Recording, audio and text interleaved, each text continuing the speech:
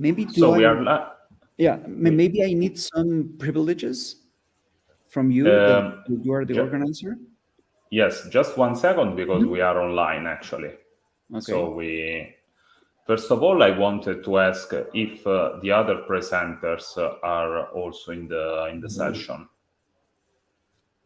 because we are supposed to be 4 in this session.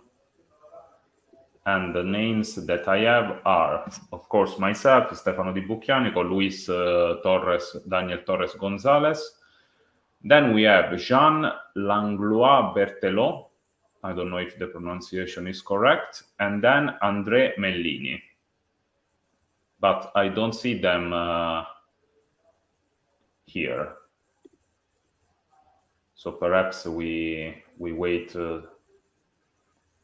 for them before starting. Okay.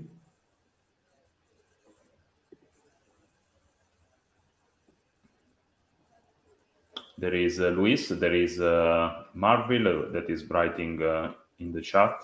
Okay. I don't know if... I don't think so.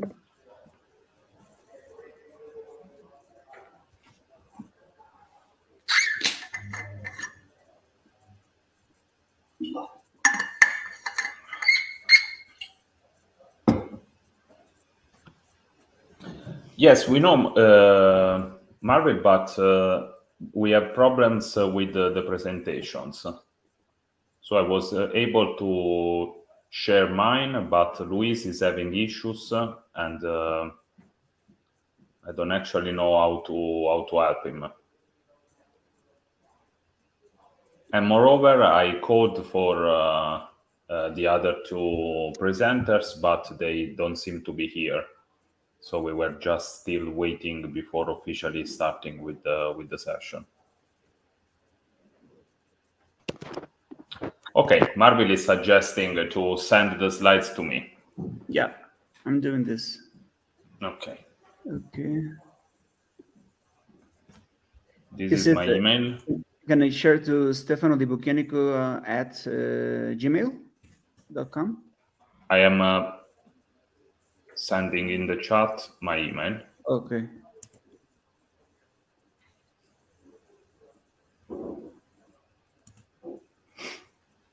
Okay.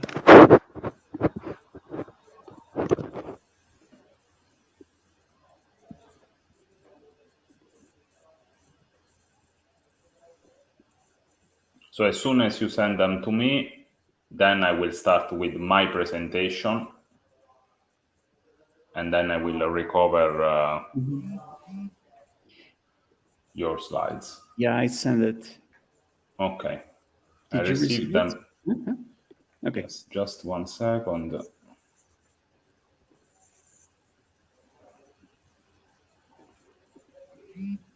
Perfect.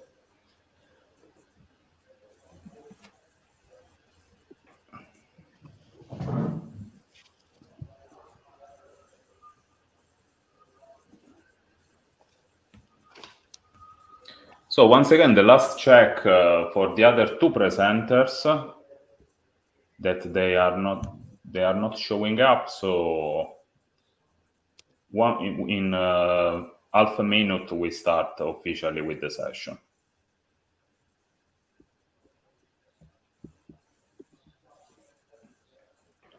Once again, from the program.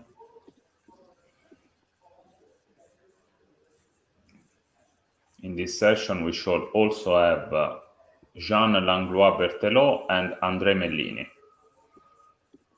Just a few seconds, otherwise we start officially with the session. While you are presenting, I will share the link to the email, because maybe they are not seeing the link in the PDF. Okay. Yes, if you can do it, it could be very useful. Thank you a lot.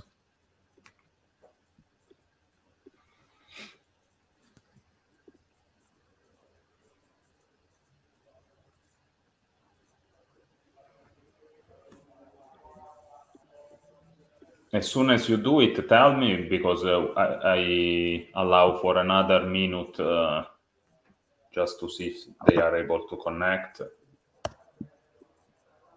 Yeah, I'm just John. Let me see if I can find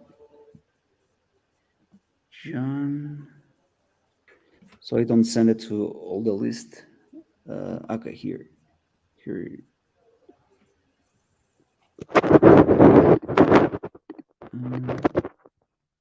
And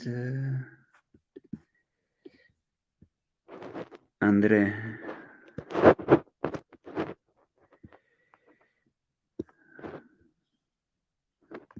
Oh, where's Andre? Andre, Mateo.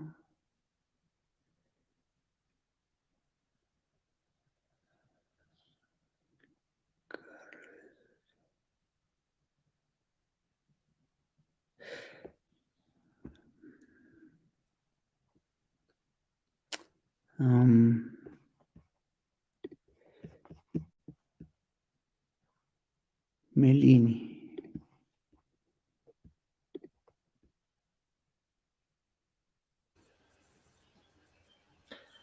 So let's move forward in this way. We are now at almost at 10 past 2. At let's say in 5 minutes we start. Yeah. So you have the time. By any chance, do you have the email of Andre Melini? Unfortunately, I don't, because the overall the general organization sent the emails to all the participants. So I took for granted that it was not necessary to go ahead with inviting the single presenters in the session. Matthews. I already sent it to Jean. Thank you. I cannot see it.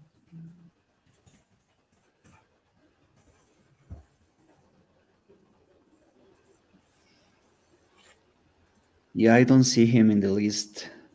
Okay. Yeah.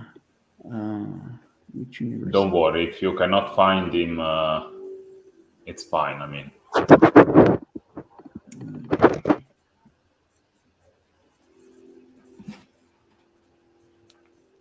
Oh, okay. Okay, let's see. Where's email? Yeah, here it is. I found it online.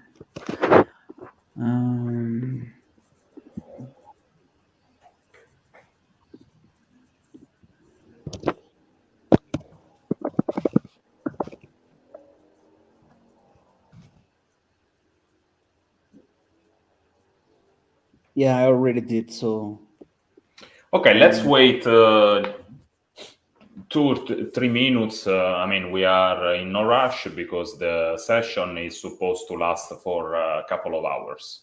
Okay. We are supposed to be presenting for 50 minutes each. Therefore, I can allow for some flexibility to see whether they are able to connect. Okay. Just another couple of minutes. Otherwise, we will be presenting just the two of us. Okay. Meanwhile, I also try to upload your set of slides.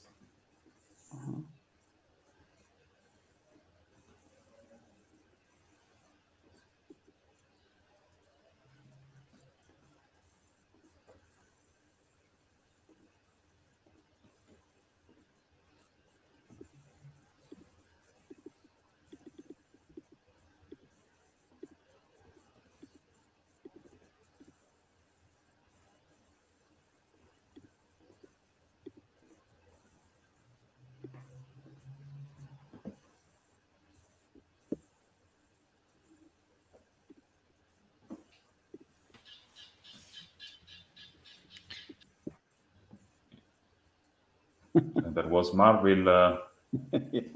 that tried to connect. That's you, right? Yes. Okay.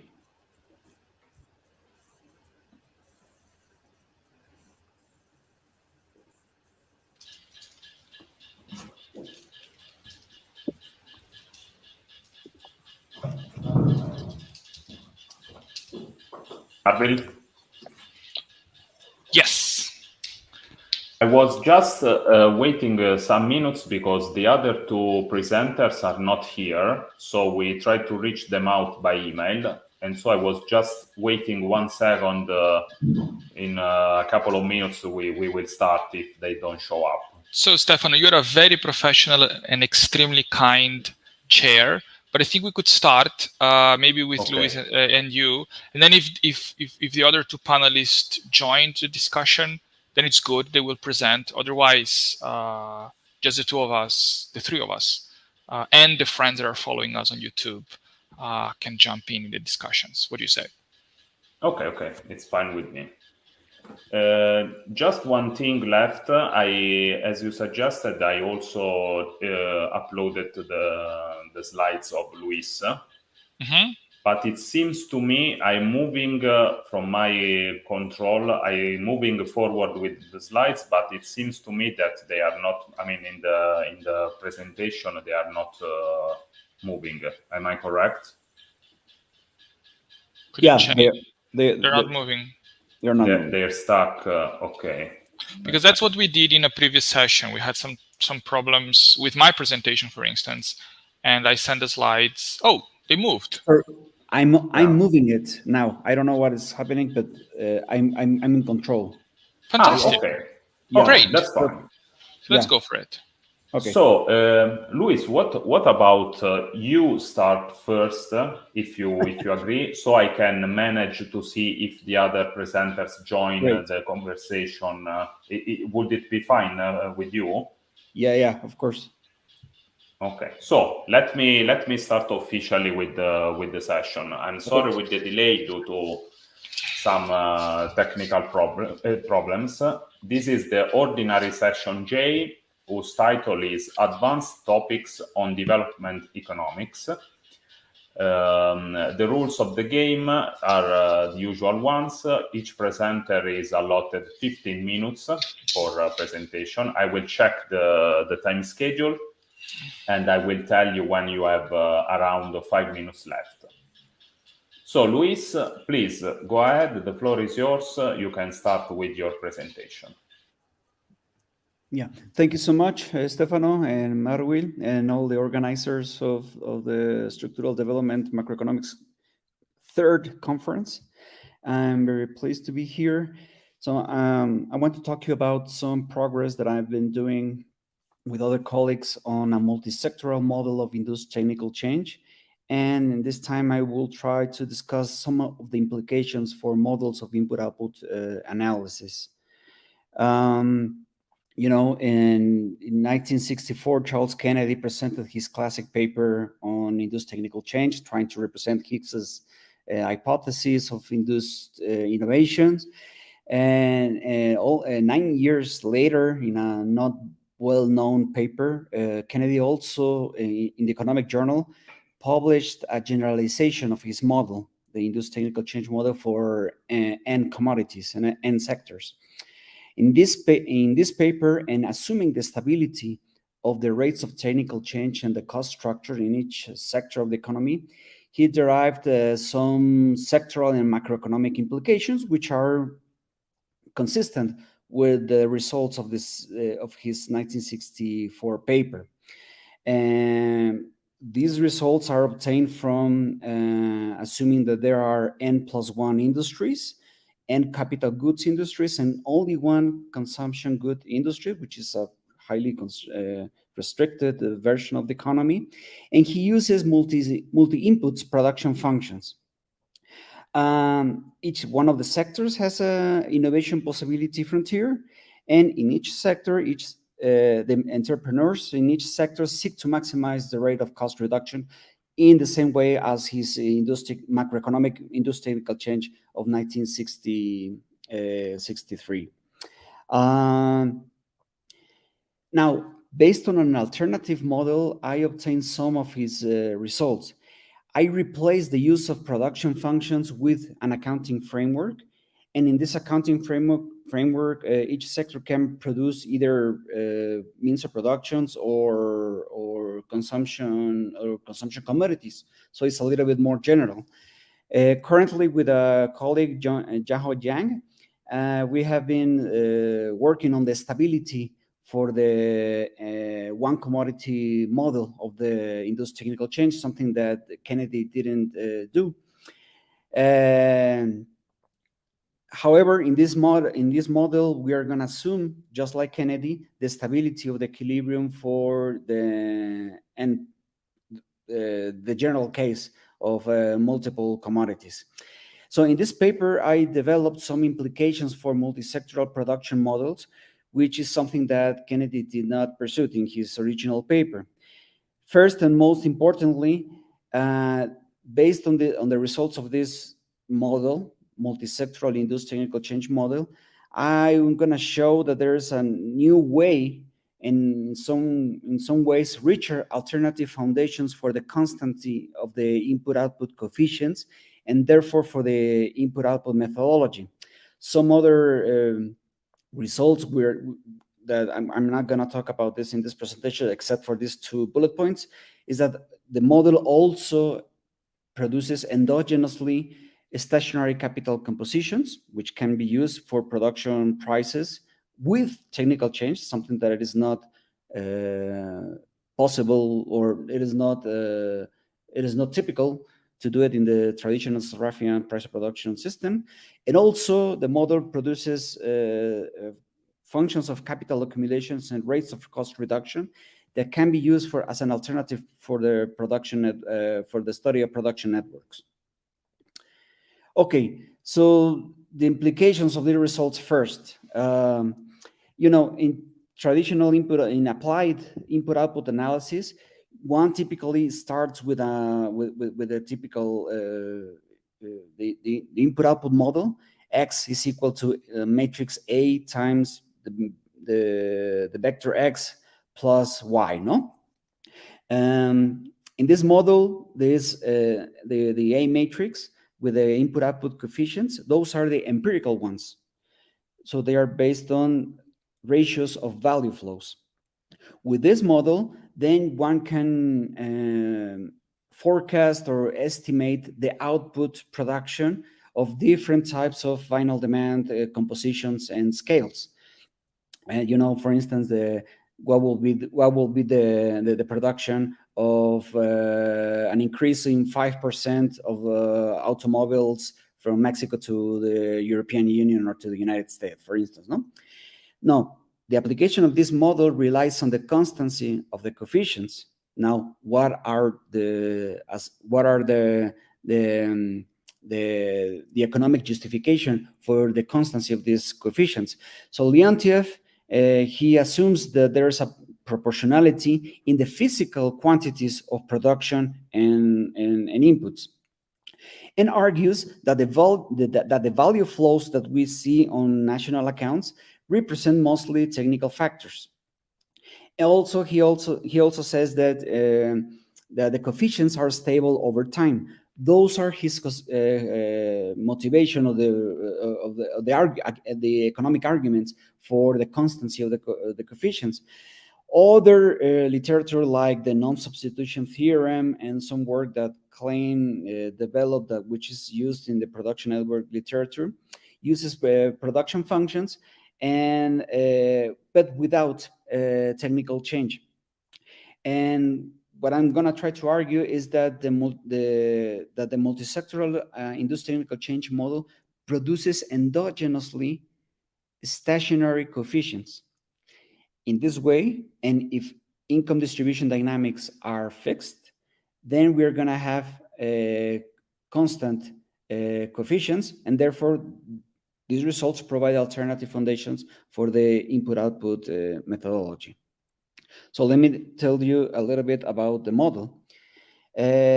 So it is a classical model. There's a market economy, no joint production, single production, full specialization, circulating commodities, and the institutional sectors and wealth composition. So there's no government. It's a closed economy. We only have workers and capitalists.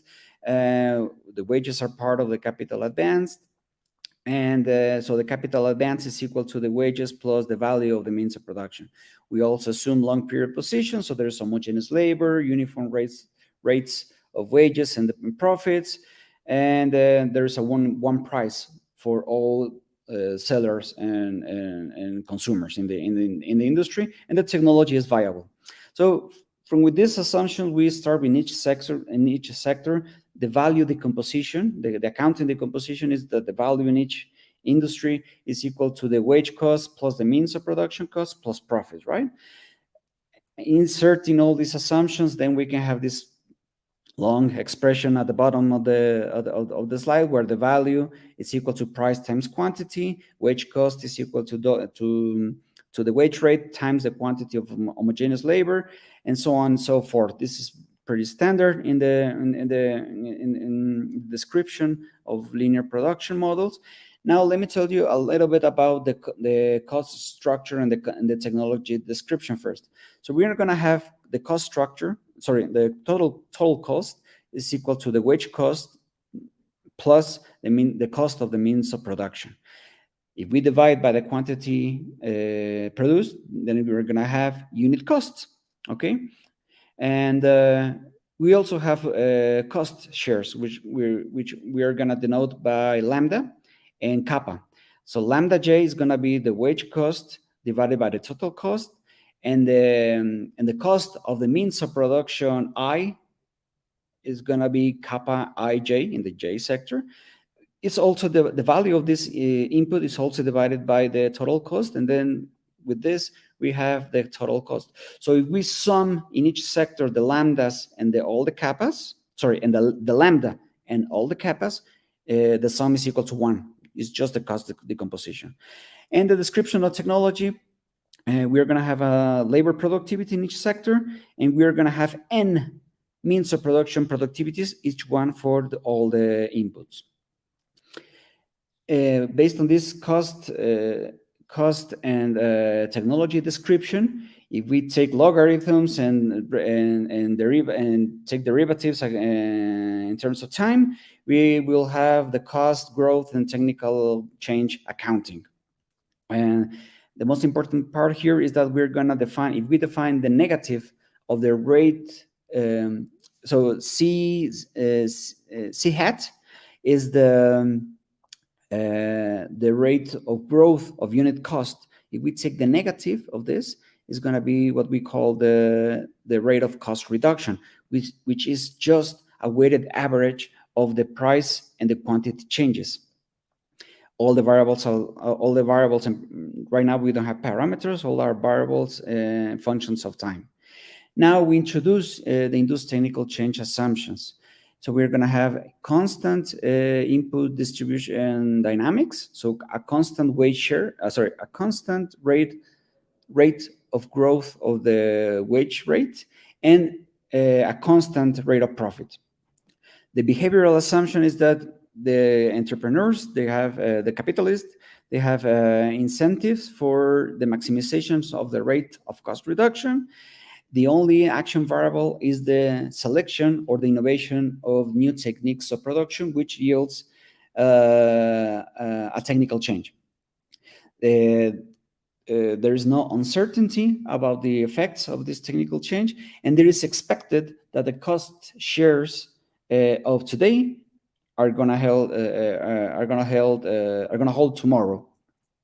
Finally, there's a multi-input innovation possibility frontier, which is strictly concave, and we can represent it as gamma j is a function j of the chi's, which are the chi's are the growth rate of productivity of the means of production, and gamma is the growth rate of the labor productivity. From this, we have a pretty straightforward, strictly concave maximization program in each sector. So we're going to maximize the part of the part of the rate of cost reduction that relates to the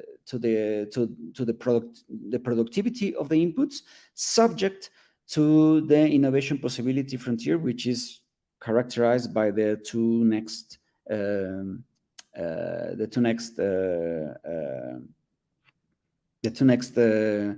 line inequality lines. Constructing the Lagrangian, taking the first order conditions, we find the solutions or the equilibrium rates of technical change, which are given by the last two equations in inequalities. So what this result says that the economy will obtain an equilibrium growth rate of labor productivity and means of production productivity, depending on the current cost structure of the economy. Okay, it's going to be dependent on these relative cost shares, which I call the cost structure for each one of the inputs and in the different sectors. Now, as long as the income distribution and the cost shares are given, we will have the following results. Because if I go back a little bit, if we change the kappas and the lambdas, the equilibrium positions will change. But if these cost structures are constant, then there's not gonna be a movement in the rates of productivity change of each one of the inputs. So as long as they are constant, one of the results is that we're going to have stationary rates of technical change in each one of the n+1 inputs, all the means of production productivities and the labor productivity. We're also going to have stationary growth rates of production prices, something that I do not show here, but it's one of the results of the paper that we are working on. The third result is that there's going to be also a stationarity rate of cost reduction. I have one minute left. I'm almost done. In spite that the rate of growth of the wage rate is constant and the rate of profit is constant, technical change modifies the cost structures, and therefore the stationary, and also is going to move the stationary values of the previous two results. So if we assume at this moment that the cost structure or the relative cost shares are stationary, then we're going to have the following four extra results, which are a stationarity of the individual cost shares. We're also going to have a stationarity of the input cost output value ratios, which are no other thing than the traditional input output coefficients. And also we're going to have also some other results that I'm skipping result 6 and concentrating on the stationary also of capital composition. And I just go back to one of the first slides to emphasize the results. So result number 5 is that the model endogenously produces the stationarity of the ratio of the value of inputs and the value of outputs, which constitute an alternative foundation for the constancy of the empirical input-output coefficients, and therefore for the methodology of input-output. The next bullets are just a repetition of what I said, and the only new thing is that the last bullet point.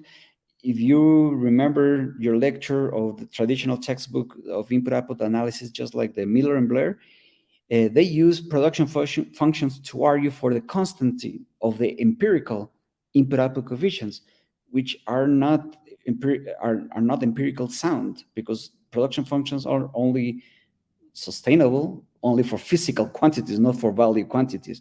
So the multisectoral input-output, the multisectoral industrial technical change model could be a foundation, an alternative foundation for input-output analysis. Thank you very much. Thank you a lot, Luis. Now we can open the floor to questions. Let me check at first whether on the YouTube channel some question shows up. It doesn't seem so. So meanwhile, I can ask a couple of things, a couple of curiosities. At a certain point of your presentation, correct me if I'm wrong, I could have missed something. You argued that one of the hypotheses that you are making is that income distribution is constant. But at another point, you referred to the fact that you suppose the rate of profit to be zero. So I was wondering, I saw R equal to 0, right? So I was wondering if the two are consistent, these two hypotheses are consistent in the sense that if you suppose that the rate of profit is 0, of course, you have constant income distribution, but in the sense that basically you are canceling out one distributive variable. So I was wondering first if there is a consistency between these two points, and second, I would ask how relevant is this in light of your results, in the sense that, okay, it could be a working hypothesis for sure, but doesn't it endanger somewhat the empirical application of your ideas? Because we know, of course, the rate of profit is not zero in the real world. So I'm wondering about this specific point. Yeah. Meanwhile, my answer, I go back to the YouTube channel once again to see if there are questions.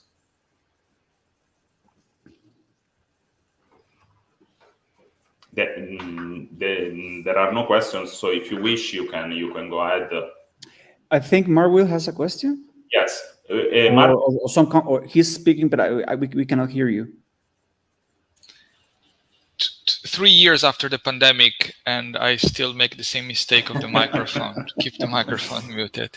No. I mean, it was more a clarification because I might have missed something. But we're talking about innovation, right? So you have like induced technical change, and I was wondering if you could go over again how innovation is entering in this framework, because it's not related to the number of sectors, for example, that you have. So could you clarify that? Yeah, thank you very much for your questions. So the assumption in this model on income distribution are for its dynamics. So we are assuming a constant growth rate of the wage rate and zero growth rate of the rate of profit. So the rate of profit could be 5%, 10%, whatever, but we need to hold it fixed. If it is fixed, and the rate, the level, and also in the wage rate, this variable can change in time, but we need the rate of change to be constant for this. So these are the two assumptions in terms of distribution. Okay. This model, in comparison with Kennedy's model, does not, because we are starting from a classical framework and an accounting framework. The link between cost shares and income distribution is not the same. As in, I don't know if you have read Kennedy's paper, but for him is the same thing: the cost share and the wage share. For instance, the wage cost, the wage share cost and the wage share are the same. Here we don't have this because we're beginning with a much richer accounting framework. Yeah, so in terms of dynamics, is only the dynamics which are constrained. And in terms of innovation, so in assumption 7, innovation enters as the possibility, the relationship between each one of the, okay, so capitalists evaluate alternative techniques or developed or try to develop new techniques of production, which changes the productivities of each one of the inputs. And where we are assuming here with the multi-input innovation possibility frontier, which is something that is very close to Kaldor's technical progress function is that there is a trade-off between the productivities of each one of the sectors. So if you want to increase the labor productivity, for instance, you will have to decrease the productivity of computers or tables and kitchens and stuff. So there is a trade-off in the. It doesn't mean that this. Yeah. So there's a trade-off. If you want to increase the productivity in one, it's gonna be at the expense of reducing the productivity of the other inputs. That's the traditional way of how technical change, the technical progress function, and the innovation possibility frontier works. That there's a trade-off between the possibilities. So this actually, this concavity of the function is what makes makes easy to find the equilibrium position of the economy, because you're going to have, in, let's say, in three dimensions, you're going to have some capsule, so you will be able to find the equilibrium at one of the. No. My question was going in the direction of, because I've done some work with induced technical change models, but more aggregating, more focusing on labor productivity and dynamics. So what we have, or what we frequently have, is that for example, the labor of the cost of labor increases, and because the cost of labor increases, firms respond by increasing their search for labor saving production techniques, and this increases the rate of labor productivity, right? But now, okay, so it's more or less what is happening here too. Yeah. Okay, but with many inputs, and then you have some sort of trade-offs between the sectors. Okay. Yeah, this paper started as a. I didn't know about Kennedy's paper. I searched for multisectoral developments. I couldn't find anything. I did the math. I found some results. And before presenting at a conference, I found out that Kennedy also did it. So it was a little bit frustrating. But what I'm doing is with some other colleagues is to explore the implications of these results. Yeah. Sure.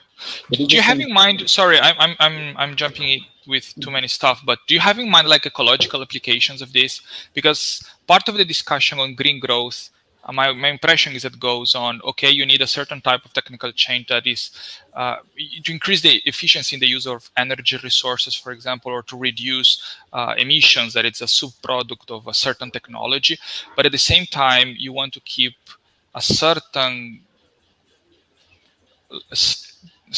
life standards, or to improve, in the case of certain countries, developing countries, to maintain a certain growth rate, which implies a certain growth rate for labor productivity as well.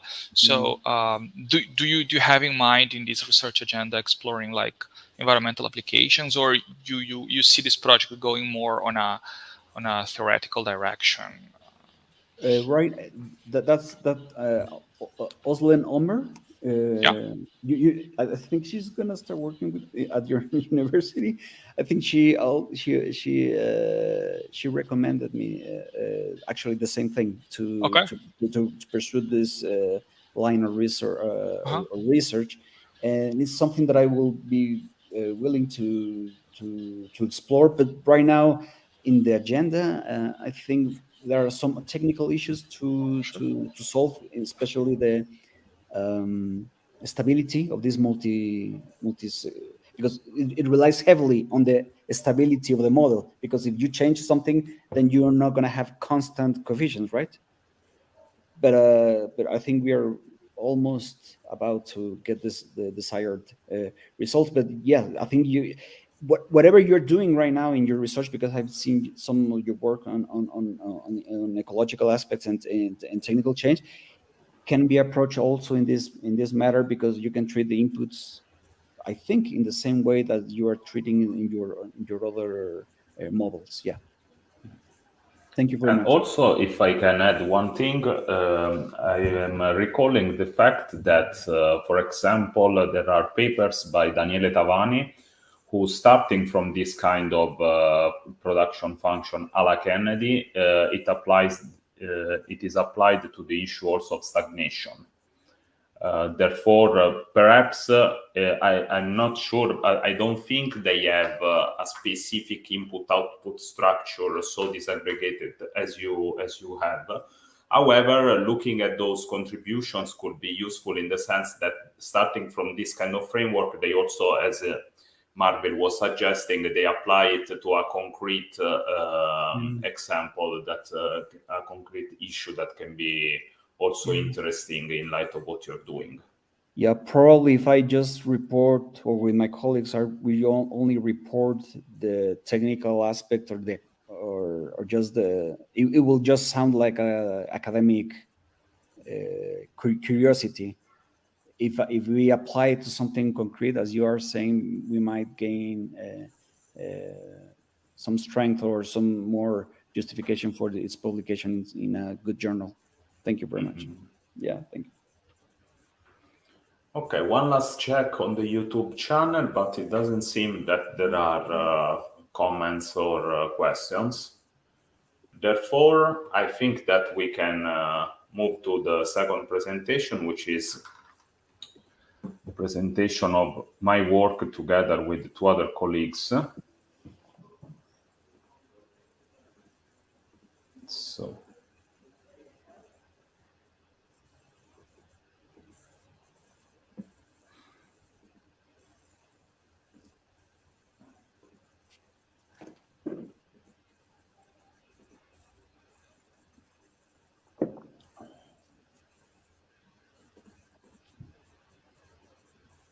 do you see my slides? Not yet. Okay. The problem was reversed. Now you are not able to project. Luis stole the control of the I already deleted my presentation from there. Okay. Okay. We can see it now. Perfect. So just 1 second, I set my time schedule. Okay. So thank you all for being here in this session. What I'm about to present is a work on stagnation and its relation with innovation. This work is now under review, and it is a work of myself together with Matteo De Leidi from the University of Bari and Giovanna Ciaffi from Roma Tre University. Now, a brief introduction to the topic. Basically, we know that it is almost a decade now that there is this lasting discussion about the causes of secular stagnation. And basically, we find two main strands that are the strands from the explanations from the supply side, in particular the one of Robert Gordon, and of course the explanation from the demand side coming from Larry Summers. In this paper, we focus specifically on the supply side explanations, and in particular, we recall what Gordon has pointed out to be an apparent paradox, in the sense that he points out the fact that innovation is going rather on a sustained path, at least innovation that is measured by patenting. However, on the other hand, we have that productivity growth is stagnating. Therefore, this is a paradox that Gordon recalls and that somewhat resembles Solov's paradox in the early 90s.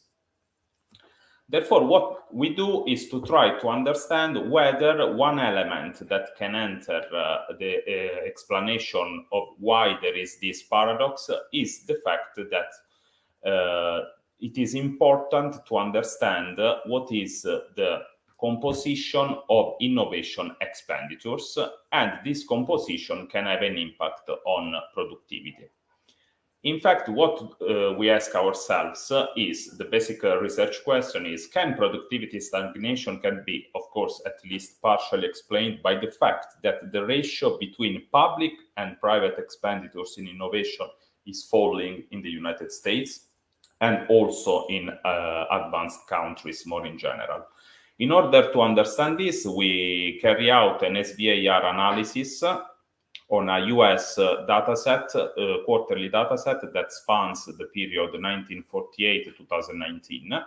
And we estimate the effect of public expenditure in innovation on productivity and private R&D. In a previous version, we also had the effect on GDP, but then in the final version, we preferred to focus in particular on the first two indicators. We compare also this effect with the effect of private expenditure in innovation on productivity as well, to see what are the results of this comparison. The main finding is that, as we expected, public innovation spending has a positive effect on productivity.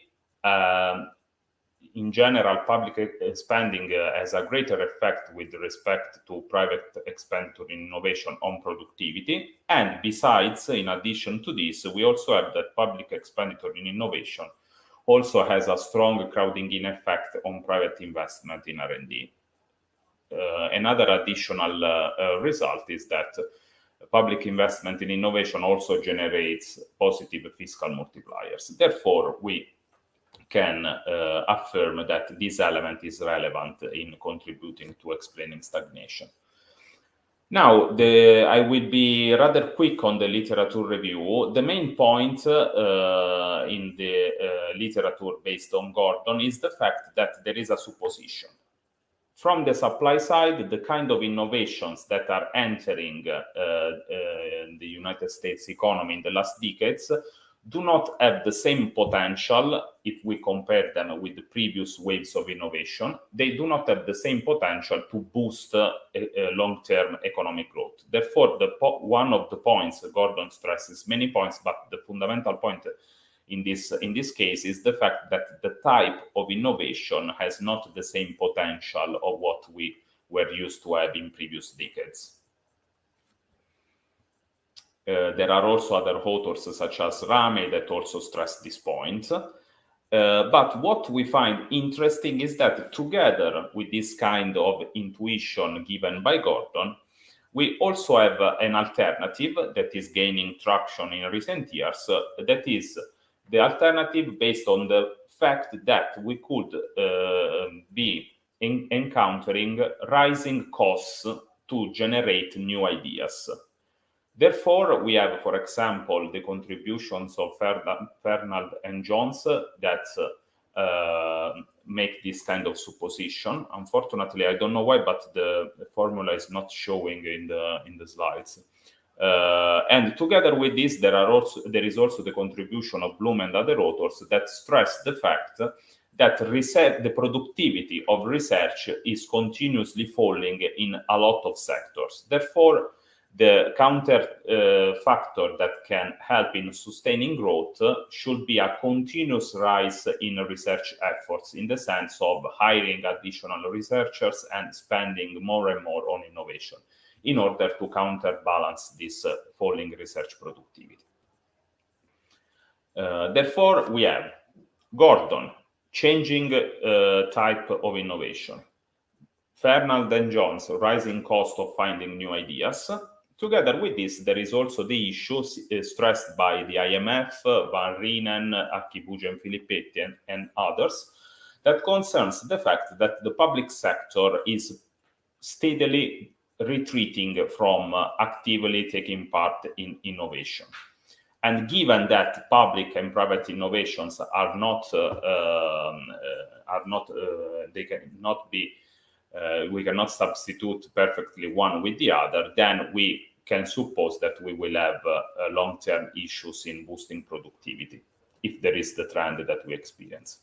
Turning the attention to the United States case, we can see that indeed there is evidence for what Gordon is pointing out, because as we can see, during the decades, we do not have a decreasing pattern, but neither a flat pattern. We have a rise in both patent applications and also patent applications intensity, which is a measure in which we normalize patents applications by hours worked. We can see that there is a rising trend in the last decades. And together with this, we have a falling trend for the growth rates of labor productivity. Therefore, this is the, if you wish, a descriptive representation of the intuition stressed by Gordon. Together with this, we also have a falling ratio between government R&D over total R&D, therefore the sum of government plus private sector plus business R&D. Now, what we do is to, grounding on these intuitions from the literature, we built a data set in which we have quarterly data of the variables are ordered in the same list in which we will also find them in the empirical application. Therefore, we have government gross investment in R&D, government consumption and investment net of the government R&D spending. Therefore, it is a sort of residual public expenditure. Then we have business R&D, GDP, measure of patent intensity in which we normalize patent applications by hours worked. And then we have two measures of productivity. We have on one hand the labor productivity, which is real GDP divided by hours worked, and then a index for total factor productivity. We use hours worked to normalize some of the variables and also the GDP deflator to make all nominal variables in real terms. Now, what we do, there are initial assumptions that I'm not going to recall for the sake of staying within time constraints. We apply, as said, an SBAR modeling structure in which we have that deordering in which we suppose the variables to be, which is an order such as that the first variable is the most exogenous, and then we have all the others with a decreasing degree of exogeneity. Therefore, the two variables that we use as most endogenous are the indicators for patents and also one indicator of productivity. Therefore, in order to also test for robustness of the results, we have that in one model we use labor productivity, in the other model we replace labor productivity with total factor productivity. We use the government R&D as the most exogenous variable, in particular because we are analyzing the case of the United States. Therefore, we know that within R&D there is a high share that is absorbed by military R&D, and therefore it has a strategic value that other types of expenditure do not possess. Then we have generic public expenditure. Then we suppose that business R&D and GDP are more endogenous with respect to public expenditure measures. And then we have the effects, as said, on patents and labor productivity. Now, we estimate the impulse response functions for the model, but what is more relevant in order to convey the basic meaning of our results is what we find in these tables, in which we have that, for example, in this case, we are seeing the cumulative elasticity of labor productivity with respect to the variables that you find in the first column. Therefore, we have, in the model one, we have the responses of labor productivity to government R&D, generic public expenditure, private R&D, and patents. Then you have the same results, but with a subsample that stops at 2007 in order to check whether the Great Recession makes a particular impact on our results. Then you have the cumulated responses over an horizon that goes up until 25 quarters. And the last two columns are the peak value of the elasticity, which is the highest value throughout what we simulate, and then the average value over all the time horizons. In bold, you find the results that are significant. Now, as we can see, the two measures of public expenditure exhibit a higher impact to productivity with respect to private R&D. And I will jump now to an analogous table in which we replaced. So what we see here is exactly the same things that we have in the other table, but we replaced the measure of productivity. Therefore, we use an index for total factor productivity. In this case, the results are even stronger in the sense that government R&D is actually the most relevant variable in the sense of explaining a change in total factor productivity. And therefore, in general, we can say that government R&D is a very relevant variable, and in both specifications is more relevant than private R&D. And in this case, another thing to notice is that it is the only variable that is that has a consistent, significant effect throughout the simulation period. Together with this, we also calculate what we call the R&D crowding in multipliers. Now, in this case, what we have, once again, two models in order to check for two different samples, two different time spans, 25 quarters as the horizon. In this case, we have the effect on private R&D accepted by government and generic public expenditure, government R&D and generic public expenditure. In this case, what we find are multipliers that can be read in the sense of the amount in dollars of private R&D generated by $1 more of government expenditure, either in R&D or generic public expenditure. As we can see, there is a strong response, strong crowding in response of private R&D with respect to government R&D, while the response to generic public expenditure, as we may expect, is much lower. I'm going to the conclusions because I have just 1 minute left. Overall, therefore, what we can find is that we can suppose, grounding on our empirical results, we can suppose that the paradox pointed out by Gordon can be, at least partially, of course, explained by the fact that public expenditure in innovation has a strong direct effect on productivity measures and also a strong impact on private R&D. Therefore, if there is a continuous changing composition of innovation expenditures, such as that private R&D is increasingly taking up the lion's share out of total innovation expenditure, this can be a trend that helps in explaining the long-term falling pattern of productivity growth. And therefore, we think that this is an additional element that can be added to the framework of Gordon. Thank you for the attention, and I look forward to receive comments and critiques.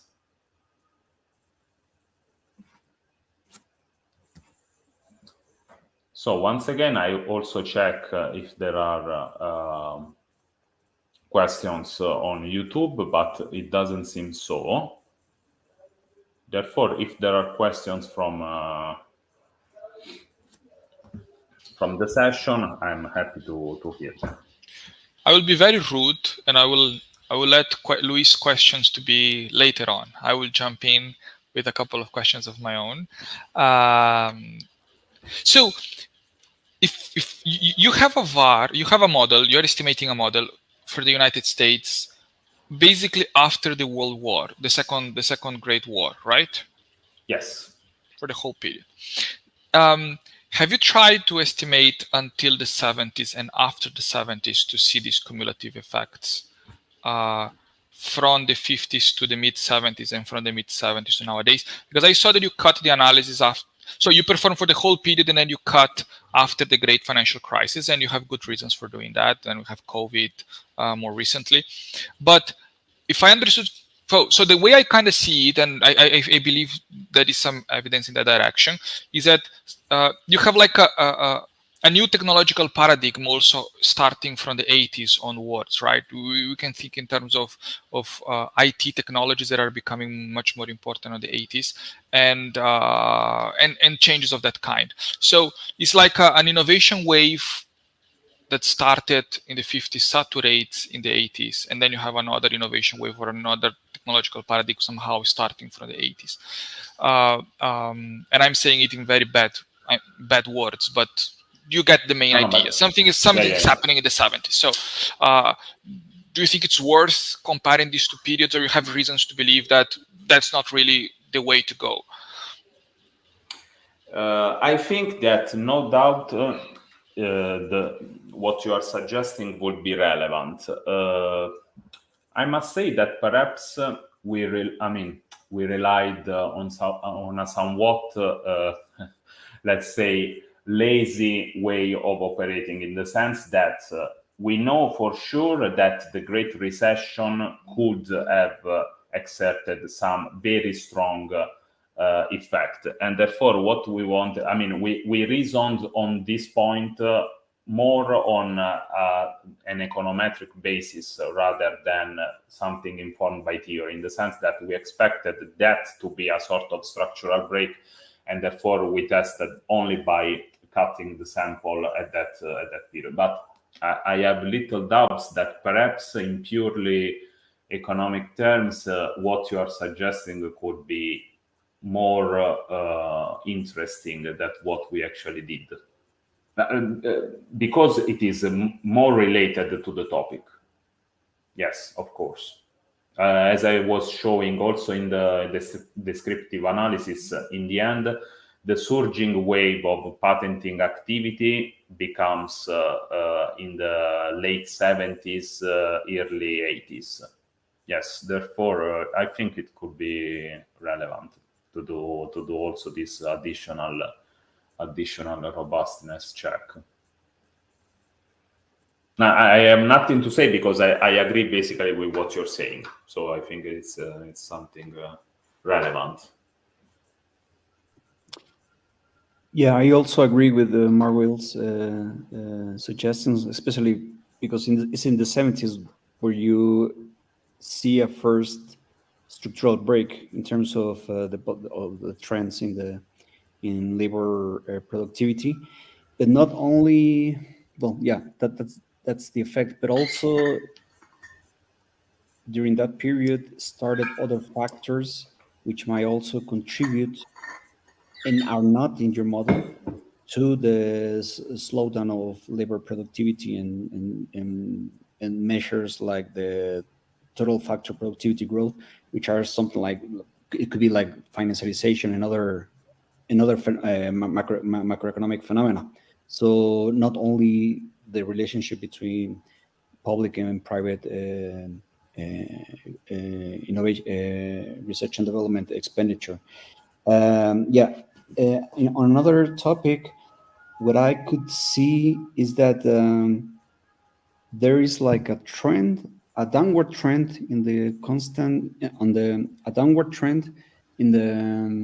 cumulative elasticity of the government research and development, and an upward trend in the private. So it's like compensating the effect of government and private. But overall, what you are reporting is that the effect of research and development on labor productivity is going down. Do you think I got this thing right? So what I could see is that the coefficients are going a little bit like up. I am trying to, yes, I'm sorry, I'm trying to reopen the presentation but I'm having issues. I don't know why. So this like compensation is not complete. Overall, the effect is going, it's reducing, but inside each one of these components, private and public, the effect of private is going up and public is going down. For sure, I'm sorry that I'm not able to recover the relevant slides, but for sure, as I was showing in the model in which we use the total factor productivity as a measure of productivity, In that case, the only relevant in the sense of significant variable in the long term turned out to be the government R&D.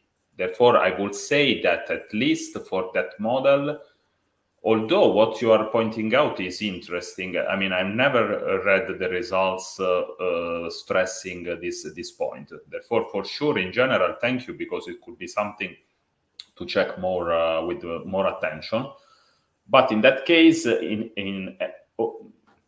granting that what you're saying is correct, in any case, we have that in the long term, but not only in the long term, throughout the whole sample, the private expenditures in R&D do not exert a significant effect. Therefore, I would say that in this case, your point, although in general relevant, loses a bit of relevance because of this. I'm sorry, I'm just reopening just for to check myself, because I'm not able to show them. But one potential problem, which is also related with Marwell's suggestion, is that, okay, these cumulative elasticities, they are not the parameters of the original model changing in time.